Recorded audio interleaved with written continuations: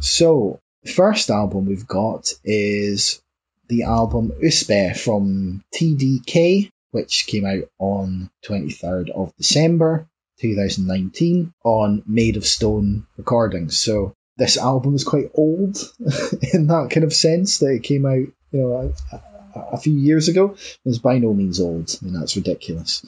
But in terms of what we normally talk about, it's reasonably old. TDK is a band from the Separatist Republic of Dobrina, formed between the teeth of a martyr. I took that straight from their Spotify bio. I just like the drama and the sort of fantasy and intrigue that you get from that, just like tiny hint of backstory.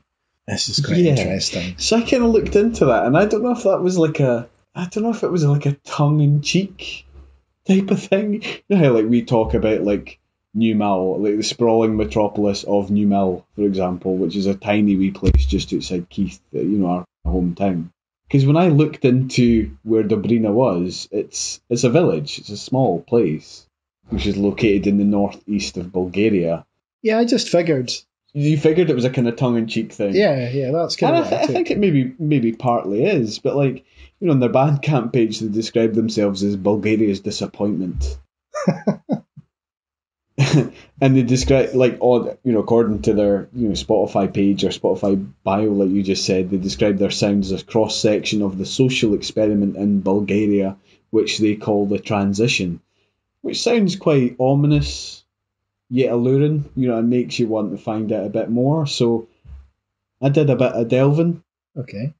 Obviously, they're Bulgarian. They sing in Bulgarian, and I don't speak Bulgarian, so I don't know what they're singing about throughout the course of the album. But from what I read online, it's regarding Bulgaria's transition from a post-socialist regime to a pro-Western capitalist-like economy. Right. Okay. They sing exclusively in Bulgarian, like I said, and apparently their lyrical content is purportedly heavily influenced by the late new wave poet, I'm going to mispronounce this, Dmitry Vovev, who was the lead singer of a cult new wave band called Nova Generacija. He sadly passed away at the untimely age of 27 years of age, so really quite young.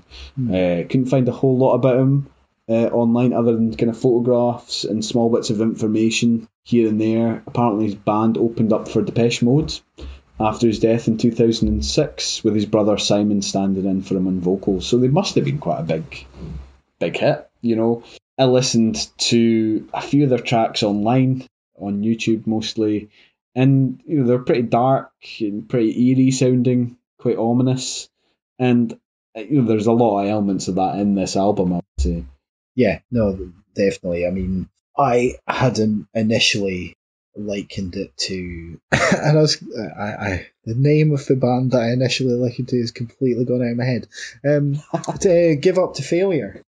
Yeah, well, in fact, I would say that most of the albums that we are covering are quite similar to Giving Up to Failure's first album, in that I think they are albums that almost need to be experienced. That the album is an experience. I suppose it kind of cuts back to what you're saying about Adele. Proving Adele right, yeah. You've proven Adele right. Once again, she's been proven right. They have to be I think they do have to be experienced as a whole. I can't think of any song on any of these albums that we're covering this time round that I'd pick out and listen to independently of the album, or independent of the album, rather. I think maybe the only one I would do that with would be Karma. Yeah, Equal Frequencies, I think. Yeah. But I get your point. I've basically written down the submission email here. Oh, right. Okay. I'm going to just read it out, what they sent us. Yeah. We might be kind of going over old ground again here a wee bit, but so this is what they said to us, and this was actually, they were sending us the single Vroyak 102.9, which is the track that opens the album, and they kind of just mentioned the album at the same time. So I present to you Vroyak 102.9 from our new album Uspeh. The album is diverse in the intensity of its tracks, so if you have time, I'd recommend checking out Tetrud, Maladost and Dom as well. And in brackets it says, some of them are long. Sorry! Exclamation mark. Oh. Some of them are very long. Yeah. The album Uspeh, meaning success, progress, was recorded in 12 days in September 2019 in an abandoned theatre in a desolate village in Bulgaria by Jesse Gander, famous for his work with Brutus, Comeback Kid, and Japan Droids, who also mixed it. The mastering was done by Alan Douche. Be careful not to call him Alan Douche. But he's apparently a Grammy winner who's worked with a ton of big names in rock and metal. I should have checked to see if I could find any of those big names, but I haven't. So we'll just take your word for it there. And the band TDK hails from Plovdiv, Bulgaria, and finds influence in many things, but mainly post-rock and metal, stoner, jazz, psychedelia, folk music, and general disappointments in life. So that's what they sent us. I have to say, like, when I first read the band name TDK, it just kind of immediately made me think of like old VHS tapes and like old audio cassette tapes and stuff from when I was a kid. Like they got that kind of branding, the TDK branding. Yeah, it's funny because this is their second album. Oh, I don't know actually. I think it is. Yeah, it's the band's second album. So they've released an eponymous, self-titled debut album.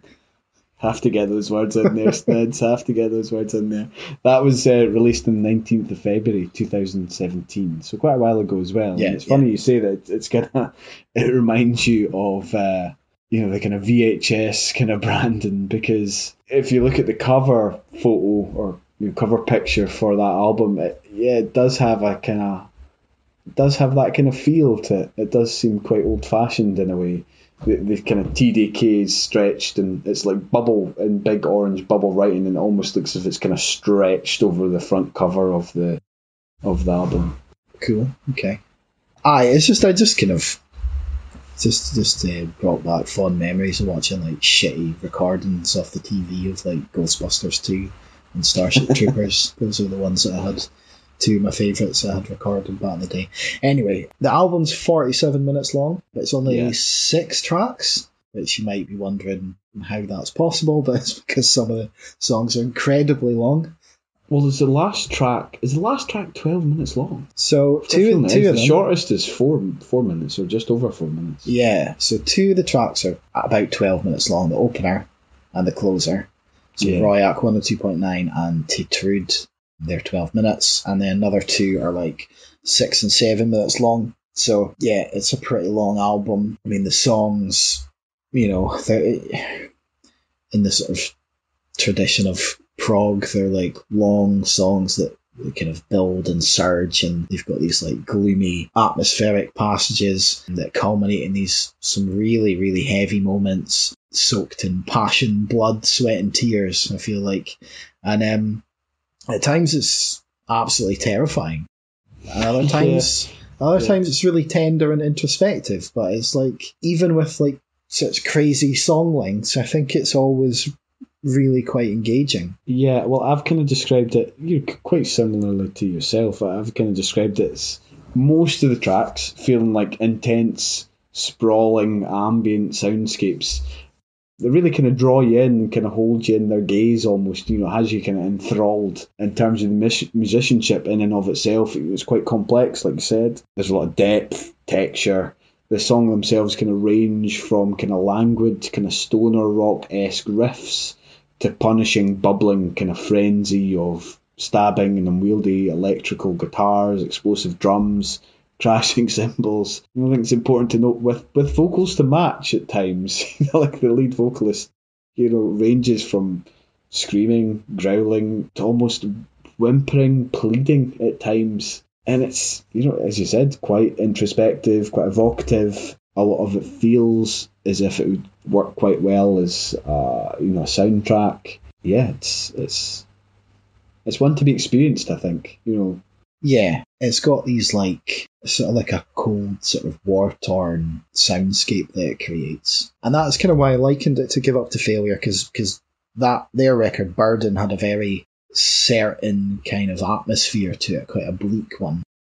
Mm-hmm. This has the same sort of mood to it, but it's got these like ragged, distorted guitars, and it's got like these sort of technical, like mathy sort of bass lines, which reminiscent of like the sort of thing that Tool would do. And it's it can be really spacey and psychedelic and meditative, but also like thunderingly heavy as well. I think the opener, Roy Aquino 2.9, does that really well. It opens with a sort of pacey mechanical guitar lick, a grinding bass line, and these gruff Eastern European vocal twads. But over the course of 12 minutes, it sort of layers various levels of noise and reverb, and I've likened them again to something like La Bestia de Gavaudan.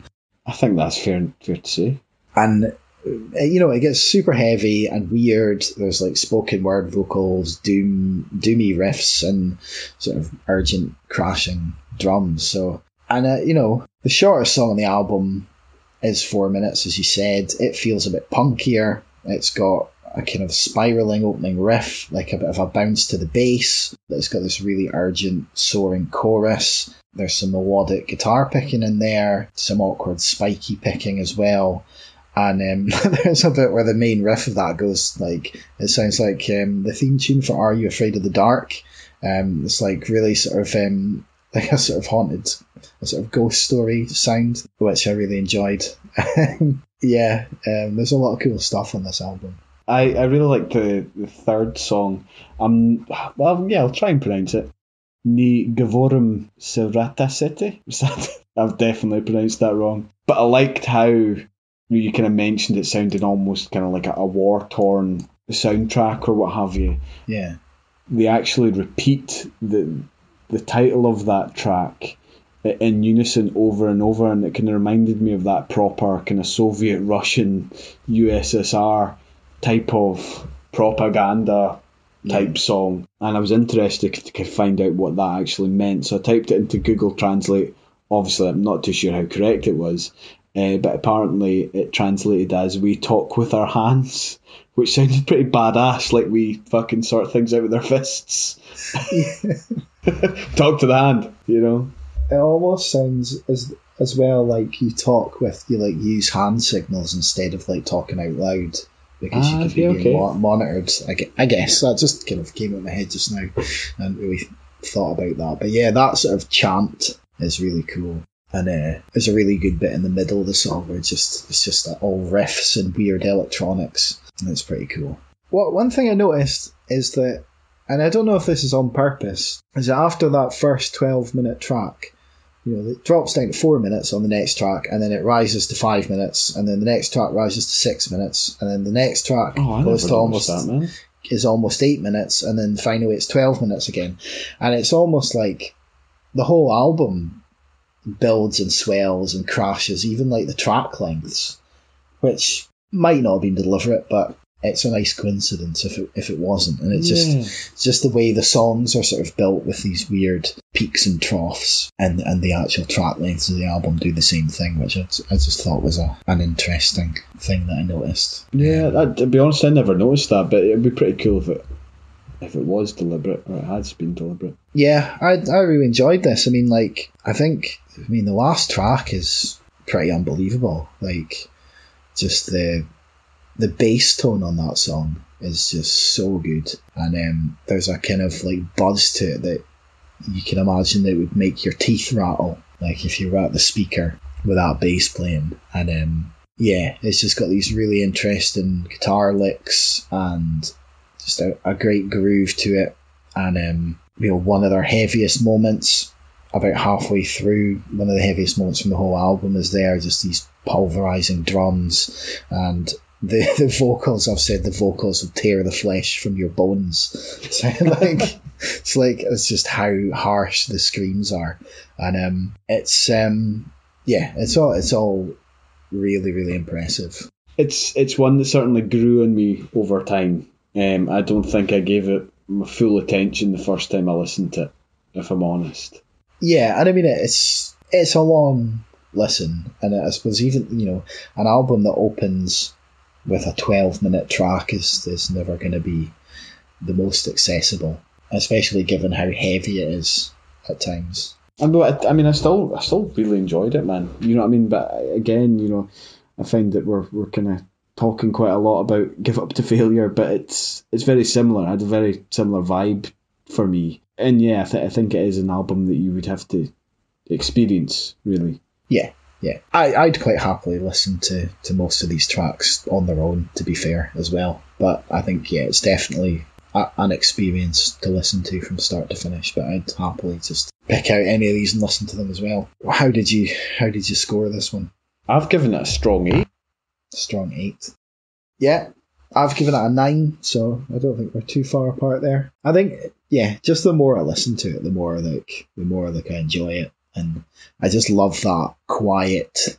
I love the loud, quiet, loud dynamic in general.